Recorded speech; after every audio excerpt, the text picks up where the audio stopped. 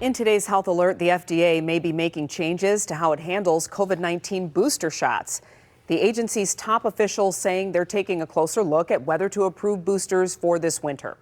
So let's bring in our chief health editor, Dr. Partha Nandi. And Dr. Nandi, when are the shots normally approved and why are they considering this change? Yeah, so Glenda, so shots are normally approved in the summer for the upcoming winter so they can get, kind of better with targeting the latest variant. As for why the FDA is considering a change, well, first of all, not as many people got a booster last year, especially healthcare workers like myself. And this raises questions about whether people still see boosters as necessary.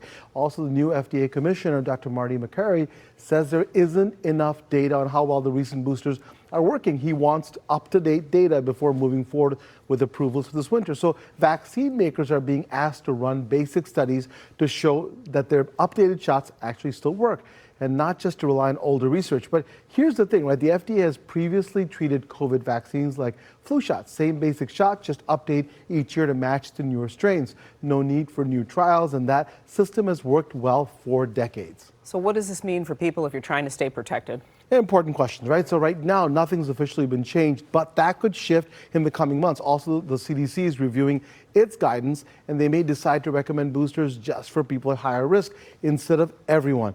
And that worries me personally because COVID can be a serious illness. It was the 10th leading cause of death for adults in 2023. And about 3 out of 4 adults have a health condition that can make COVID infection more dangerous. On top of that, we may end up seeing more cases of long COVID. In 2023 alone, get this, more than 9 million adults and kids were living with long COVID. And research shows that staying up to date on vaccines help lower that risk. As someone who gets the recommended COVID-19 shots, I support keeping them available for anyone who wants that added layer of protection. Also, I'm not against doing more research.